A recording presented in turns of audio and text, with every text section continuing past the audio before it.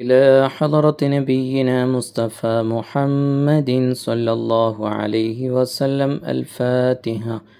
أعوذ بالله من الشيطان الرجيم. بسم الله الرحمن الرحيم. الحمد لله رب العالمين الرحمن الرحيم مالك يوم الدين. إياك نعبد وإياك نستعين. اهدنا الصراط المستقيم صراط الذين أنعمت عليهم غير المغضوب عليهم ولا الضالين آمين. بسم الله الرحمن الرحيم. قل هو الله أحد الله الصمد لم يلد ولم يولد ولم يكن له كفوا أحد. بسم الله الرحمن الرحيم. قل هو الله أحد الله الصمد لم يلد ولم يولد ولم يكن له كفوا أحد. بسم الله الرحمن الرحيم. قل هو الله أحد الله الصمد لم يلد ولم يولد ولم يكن له كفوا أحد. بسم الله الرحمن الرحيم. قل أعوذ برب الفلق من شر ما خلق ومن شر غاسق إذا وقب ومن شر النفاثات في العقد ومن شر حاسد إذا حسد. بسم الله الرحمن الرحيم. قل أعوذ برب الناس ملك الناس من شر الوسواس الخناس الذي يوسوس في صدور الناس من الجنة والناس. بسم الله الرحمن الرحيم. يا أيتها النفس المطمئنة ارجعي إلى ربك راضية مرضية فادخلي في عبادي وادخلي جنتي. إنا لله وإنا إليه راجعون. ولا حول ولا قوة إلا بالله العلي العظيم.